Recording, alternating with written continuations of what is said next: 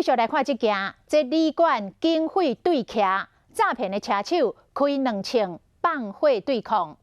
中华甲台中的警方深夜追捕美丽的汽车旅馆的诈骗的车手，车手发现被包围，向警察来开2枪，搁放火来烧窗仔门布甲棉被，想要制造火灾，趁混乱来逃走。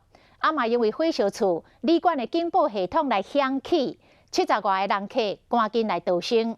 嫌犯嘛，互烟砸甲挡袂牢，走出来房间，马上就互抓起来。警方冲入汽车旅馆内面，拢是烟雾，车手甲伊的朋友伫美丽最后一间房间内，因为房间内面因拢是乌烟挡袂牢，束手就绑。伫汽车旅馆外，拢有看到火甲乌烟，旅馆火警的警报系统随启动。都外面。 10外台消防车赶到现场，70外人徛伫房间内唱歌，唱过一半，业者赶紧叫因走。有人伫半暝惊甲咱做伙，有人是来伫看老人。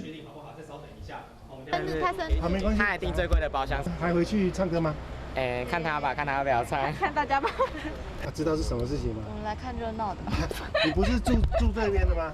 中华甲台中警方半暝追捕美丽汽车旅馆内面的诈骗集团的成员，车手向警方开2枪，搁伫房间内放火烧棉被甲卡电，想要制造火烧厝逃走。之前有开过枪哈，那我们就请同仁暂时先回避哈。相队员哪拍火哪提防枪支，车手和家己制作乌烟熏甲乌麻麻，被带上警察车。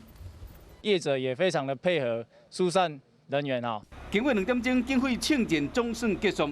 消防公安的议题最近引起大家关心，汽车旅馆的业者伫火烧厝第一时间疏散人客，有惊无险。